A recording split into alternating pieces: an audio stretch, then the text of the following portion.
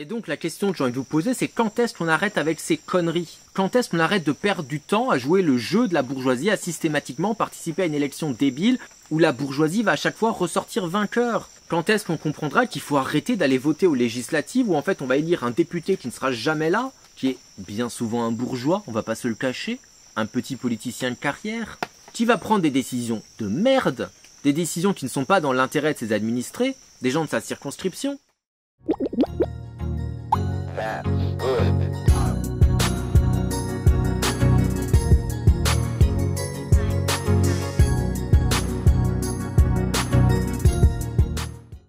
Salut tout le monde. Alors vous aurez reconnu l'ami Antoine Goya dans l'intro. Antoine, c'est un vidéaste que j'ai déjà pu mentionner par le passé, il parle surtout cinéma, politique et philosophie, et malgré une première impression, disons négative, j'ai fini par apprécier pas mal d'aspects de son contenu, notamment le fait que justement il met en avant de grands auteurs sur sa chaîne.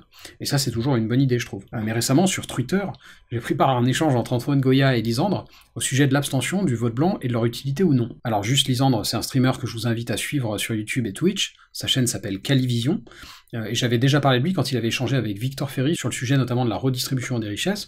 C'est d'ailleurs comme ça qu'avait commencé notre série de vidéos avec Victor sur la notion de mérite. Donc n'hésitez pas à regarder tout ça, mais du coup, aujourd'hui, comme on est en période électorale, on va plutôt se focaliser sur les questions que j'évoquais et qui sont liées au vote blanc, à l'abstention et au modèle démocratique en général. Et j'ai envie de dire, on va formuler une critique par rapport au discours d'Antoine Goya, qui a donc récemment pris plusieurs positions sur l'élection présidentielle et sur l'abstention, que je trouve discutables. Français, Françaises, bonjour. Nous nous glorifions de notre époque d'innovation, d'avancées scientifiques et de progrès. N'est-il pas étrange alors de continuer à vénérer des idoles? Notre idole moderne est le suffrage universel. Et le coq est d'accord. Note.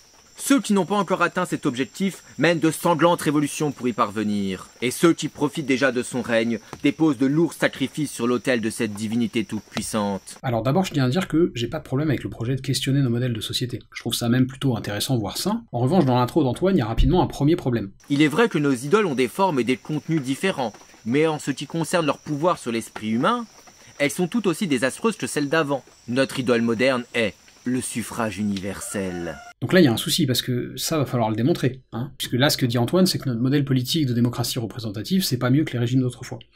Alors vous savez que je suis pas le dernier pour critiquer le libéralisme, je pense qu'il a ses failles, et notamment si vous suivez ce que je fais, vous savez que sa faille principale, en tout cas à mes yeux, c'est sa croyance dogmatique dans la notion de libre arbitre. Mais cela étant posé, il me semble difficile de contester que par plusieurs aspects, nos modèles actuels représentent un progrès sur ce qu'on a pu faire avant. Alors précision, quand je vous parle de libéralisme, là on n'est pas sur les notions économiques, mais bien philosophiques, hein. Les deux sont liés bien sûr, mais ce que je veux souligner, c'est que nos modèles contemporains descendent de ce courant de pensée, et notamment de la philosophie des Lumières, et que malgré ses failles, ce courant a quand même amené tout un tas de choses que personnellement je juge comme étant positives. Et donc je trouve ça pas super rigoureux en fait quand Antoine, qui en plus est amateur de Tocqueville, nous annonce comme ça au débeauté que les idoles d'aujourd'hui sont tout aussi désastreuses que celles d'avant. Un peu de nuance Antoine, toi qui es nietzschéen, tu sais mieux que moi que ce qui fait le gentilhomme, c'est sa capacité à distinguer les choses, et qu'au contraire c'est la canaille qui n'a aucun doigté pour les nuances. T'es pas une canaille Antoine. Et donc j'aimerais vous lire un passage de la démocratie en Amérique, où Tocqueville nous parle de ce qu'il perçoit comme un avantage du modèle démocratique. Nous apercevons depuis plusieurs siècles que les conditions s'égalisent, et nous découvrons en même temps que les mœurs s'adoucissent. Ces deux choses sont-elles seulement contemporaines, ou existe-t-il entre elles quelques liens secrets, de telle sorte que l'une ne puisse avancer sans faire marcher l'autre? Il y a plusieurs causes qui peuvent concourir à rendre les mœurs d'un peuple moins rudes, mais parmi toutes ces causes, la plus puissante me paraît être l'égalité des conditions. L'égalité des conditions et l'adoucissement des mœurs ne sont donc pas seulement à mes yeux des événements contemporains, ce sont encore des faits corrélatifs. Lorsque les fabulistes veulent nous intéresser aux actions des animaux, ils donnent à ceux-ci des idées et des passions humaines. Ainsi font les poètes quand ils parlent des génies et des anges, il n'y a point de si profonde misère ni de félicité si pure qui puisse arrêter notre esprit et saisir notre cœur si on ne nous représente à nous-mêmes sous d'autres traits. Ceci s'applique fort bien au sujet qui nous occupe présentement. Lorsque tous les hommes sont rangés d'une manière irrévocable, suivant leur profession, leurs biens et leur naissance au sein d'une société aristocratique, les membres de chaque classe, se considérant tous comme enfants de la même famille, éprouvent les uns pour les autres une sympathie continuelle et active qui ne peut jamais se rencontrer au même degré parmi les citoyens d'une démocratie. Mais il n'en est pas de même des différentes classes vis-à-vis les unes des autres. Chez un peuple aristocratique, chaque caste a ses opinions, ses sentiments, ses droits, ses mœurs, son existence à part. Ainsi, les hommes qui la composent ne ressemblent point à tous les autres, ils n'ont point la même manière de penser ni de sentir, et c'est à peine s'ils croient faire partie de la même humanité. Ils ne sauraient donc bien comprendre ce que les autres éprouvent, ni juger ceux-ci par eux-mêmes. Et donc là, on voit bien que pour Tocqueville, l'adoucissement des mœurs, qu'on pourrait appeler la paix sociale, semble être corrélé au modèle démocratique. Alors, à titre personnel, comme Antoine, je pense qu'il faut questionner ces modèles, mais je pense aussi qu'il faut toujours avoir l'idée d'éviter de jeter le bébé avec l'eau du bain. Et quand bien même la paix sociale actuelle serait, dans une certaine mesure, inféodée à l'idéologie bourgeoise dominante, ce qui est un fait, il y a de potentiels scénarios alternatifs qui peuvent être plus graves que le statu quo actuel. Et donc tout ça pour dire, c'est pas si simple. Bien sûr que nos idoles d'aujourd'hui, le suffrage universel, la démocratie représentative, etc., sont imparfaites. Est-ce que pour autant elles sont équivalentes ou tout aussi désastreuses que ce qu'on a pu faire par le passé? Je pense pas. Alors évidemment, c'est une appréciation personnelle, quelqu'un qui est plus réactionnaire vous dira que c'était mieux avant. Moi, je ne pense pas. Ceux qui n'ont pas encore atteint cet objectif mènent de sanglantes révolutions pour y parvenir. Et ceux qui profitent déjà de son règne déposent de lourds sacrifices sur l'autel de cette divinité toute-puissante. Malheur aux hérétiques qui osent douter de cette divinité. Et ce que je viens de dire là, c'était un texte de Emma Goldman. Alors, cet extrait de la liberté des femmes d'Emma Goldman, il est très intéressant pour inviter effectivement à une réflexion sur nos modèles politiques. En revanche, il a un côté pamphlétaire qui, à mon sens, l'empêche de connecter avec la réalité. Et bien sûr, si tu veux, tu peux parler d'idoles, de divinités, et dire que leur pouvoir sur l'esprit humain est désastreux, mais il n'empêche que les idoles d'autrefois ont fait bien pire. Et continuent à faire bien pire d'ailleurs. Je rappelle que régulièrement, on a des mecs qui s'en prennent à des civils et des journalistes parce qu'on a dessiné le prophète. Il me semble que eux, ils sont sous l'emprise d'une idole dont le pouvoir sur l'esprit humain est autrement plus désastreux que le suffrage universel. Et donc bien sûr, tu peux t'amuser à dire que c'est une hérésie de questionner ce mode de scrutin, mais est-ce que tu traites du réel quand tu utilises ce mot dans ce contexte? Est-ce que vraiment tu es traité comme un hérétique quand tu fais ce que fait Antoine? A priori, dans un pays où il y a un minimum de liberté d'expression, ça devrait aller. Et donc finalement, cette espèce d'équivalence que fait Antoine, en s'appuyant sur Emma Goldman, elle est très paradoxale, parce que le fait qu'on ait acquis une certaine forme de liberté d'expression, c'est justement lié à l'avènement de la démocratie et du suffrage universel. Parenthèse fermée. Et donc dans un premier temps, j'ai envie de vous dire que je ne participe pas à un jeu qui est truqué. Un jeu où je suis sûr de perdre. C'est-à-dire que je ne vais pas voter, tout comme je n'irai pas jouer tous les week-ends avec mon petit cousin à une partie de Monopoly où c'est long et c'est chiant et où il gagne à chaque fois. Alors là, la question c'est, ça veut dire quoi participer? Parce que quand bien même tu ne participes pas à l'élection par ton vote, tu participes, tu prends part à la société qui est gouvernée par le vainqueur de cette élection, aussi peu légitime soit-il. Et on se souvient d'ailleurs qu'Antoine estime qu'il est important que les sociétés se structurent autour d'une autorité. Il en avait parlé dans cette vidéo-là, par exemple. Donc voilà, donc non, il faut dire que Kant, il y a quand même une certaine forme d'autorité et il y a quand même une certaine forme d'obéissance. Et c'est ce que moi j'essaye d'appliquer dans ma vie professionnelle où je suis fonctionnaire, donc je fonctionne, voilà, j'ai pas à réfléchir, on va dire, sur ce qu'on me dit de faire. Si on me dit de faire un truc, je suis obligé de le faire et c'est ce que je fais. Ça m'empêche pas de réfléchir, d'avoir mon propre avis, une opinion et peut-être de la partager, mais ça veut pas dire que si on me dit de faire un truc, je vais pas le faire. En gros, j'ai le sens de la hiérarchie. Et donc là, on voit bien qu'il estime important que, tout en étant en état de majorité, pour reprendre la terminologie de Kant à laquelle il fait référence, il est important que les gens, par exemple d'une société, reconnaissent l'utilité et la légitimité de l'autorité. C'est de ça que parle Antoine dans cet extrait. Et donc c'est ça, en fait, que veut Kant, c'est-à-dire qu'en fait, il veut des généraux qui sont obéissants, des gens qui vont pas critiquer l'ordre, qui vont l'exécuter, mais des gens qui sont quand même capables de réfléchir à cet ordre, mais qui vont quand même l'exécuter. Parce que si jamais on n'exécute pas l'ordre, en fait, ça n'a aucun intérêt. C'est l'anarchie, chacun fait ce qu'il veut, quand il veut, et c'est que des petits égos comme ça qui sont là et qui décident « Oh oui, moi j'aimerais bien ça, ah non, faire la guerre, mais non, mais samedi j'ai un barbecue avec Vanessa, on va boire des cocktails, c'est pas possible ». Et d'ailleurs, c'est un problème qu'on a pu voir très clairement pendant la crise Covid, dans le sens où, effectivement, comme il y avait une énorme perte de confiance envers un certain nombre d'institutions, notamment scientifiques, il y avait toute une partie de la population qui rechignait à se faire vacciner. Et in fine, c'est un peu de ça que parle Antoine dans cet extrait. Et je trouve pas ça hyper cohérent par rapport à ses prises d'opposition plus récentes, et notamment quand je vois ce qu'il dit sur Twitter, qui est décidément un réseau social qui, dans son design, est quand même un peu hostile à la pensée complexe. Enfin bref, comme je vous disais, j'ai eu des échanges avec Antoine et avec Lisandre, donc Calivision, et j'ai encore plus de mal à comprendre la position d'Antoine depuis. Et Lisandre parlait de ça récemment sur son stream. Alors il y a Antoine Goya, qui l'a aussi à poster, qui m'a ratio d'ailleurs, en même temps il a un peu sa troupe de fans qui le suit partout, et qui me répond « Ben non, un abstentionniste s'en fout de l'élection, donc pourquoi il voudrait le vote blanc ou que l'abstention soit reconnue ?»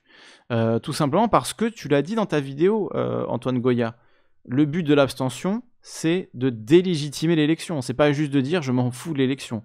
D'ailleurs, à la limite, ça, c'est une take abstentionniste que je veux bien accepter. C'est des gens qui disent « Moi, écoute, j'y connais rien à la politique, j'ai pas envie de m'y intéresser, ça me saoule, je sais que c'est important, mais en vrai, j'ai autre chose à faire de ma vie, donc plutôt que d'aller voter sans savoir, je préfère ne pas voter. Mais je ne crois pas que Antoine Goya ne se sente pas suffisamment légitime pour aller voter. Je ne crois pas que ce soit sa position.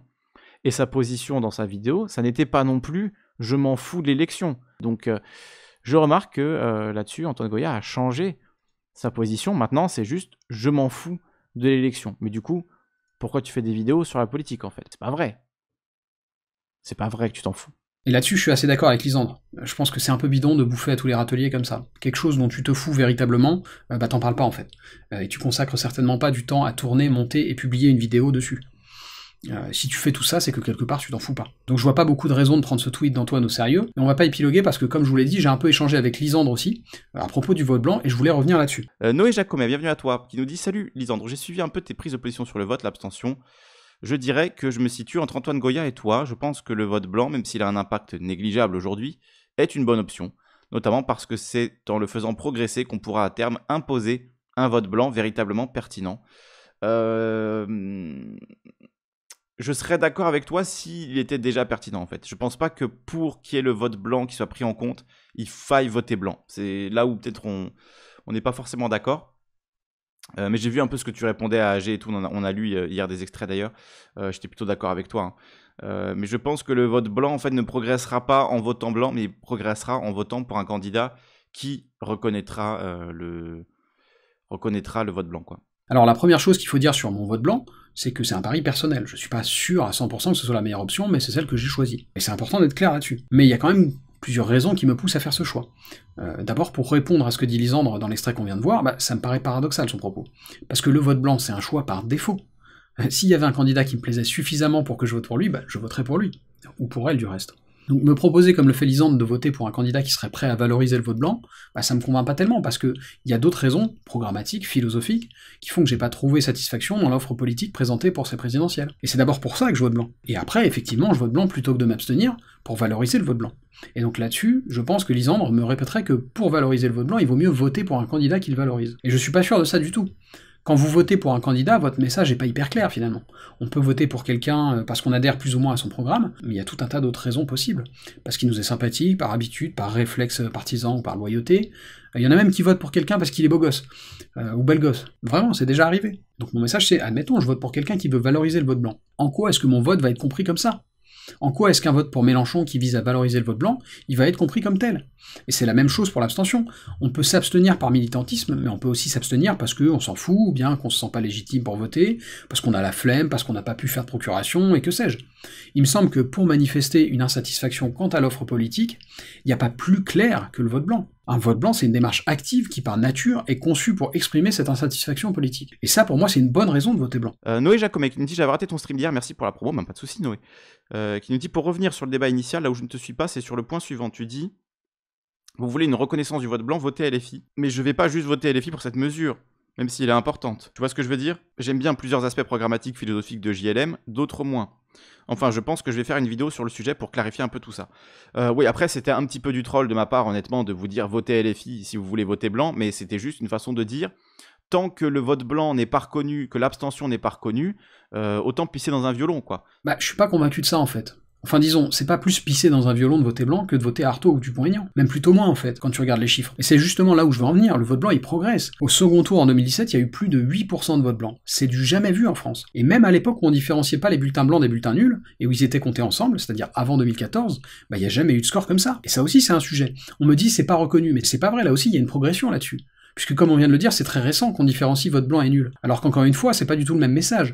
Un vote blanc, ça peut être un troll. J'avais une amie qui avait voté Eli Yaffa en 2017, par exemple, mais ça peut aussi être une erreur. Donc on a franchi un palier en 2014. Et pour moi, il faut fonctionner comme ça par étapes. Et la prochaine étape, c'est la prise en compte du vote blanc dans les suffrages exprimés. Puisque aujourd'hui, quand on vous donne les résultats du second tour, si on reprend l'exemple de 2017, on va vous dire Macron 66%, Le Pen 34%. Et donc le prochain palier à franchir, ce serait de dire Macron 60%, Le Pen 31%, vote blanc 9%. J'ai arrondi les chiffres, mais vous voyez l'idée. Et pour moi, le meilleur moyen de faire advenir cette étape, c'est en continuant à voter blanc quand l'offre politique nous convient pas.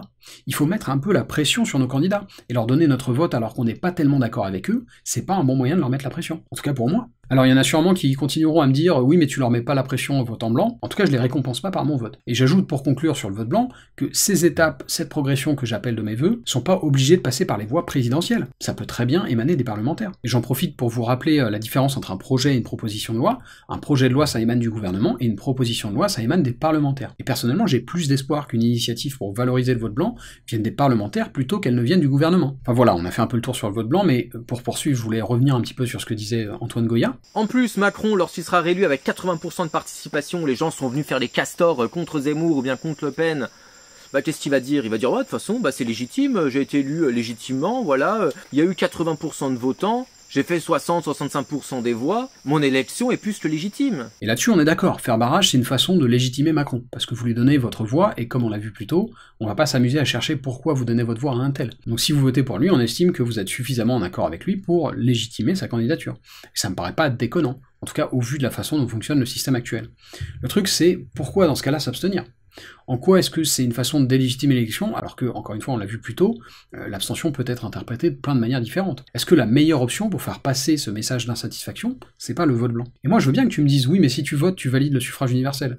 Oui, dans une certaine mesure, c'est vrai. Le truc, c'est que, j'aimerais rappeler Antoine ce qu'il a dit lui-même sur Kant et l'état de majorité. Parce que si jamais on n'exécute pas l'ordre, en fait, ça n'a aucun intérêt. C'est l'anarchie, chacun fait ce qu'il veut, quand il le veut, et c'est que des petits égos comme ça qui sont là et qui décident « Oh oui, moi j'aimerais bien ça, ah non, faire la guerre, mais non, mais samedi j'ai un barbecue avec Vanessa, on va boire des cocktails, c'est pas possible. » Donc voilà, donc non, il faut dire que quand il y a quand même une certaine forme d'autorité et il y a quand même une certaine forme d'obéissance. Et pour conclure un peu dans cette même idée d'état de majorité, vous savez que j'ai un petit faible pour Baruch, le prince des philosophes, Spinoza, qui nous dit dans l'appendice de la 4e partie de l'éthique, je cite, « Ainsi donc, bien que les hommes gouvernent le plus souvent toutes choses au gré de leur passion, il y a plus d'avantages encore dans la société qui les unit qu'il ne s'y rencontre d'inconvénients. Et en conséquence, il est digne d'un homme sage de supporter avec calme les injustices de ses semblables et de montrer du zèle pour leur service, parce que tout cela sert à établir entre eux la concorde et l'amitié. » À méditer.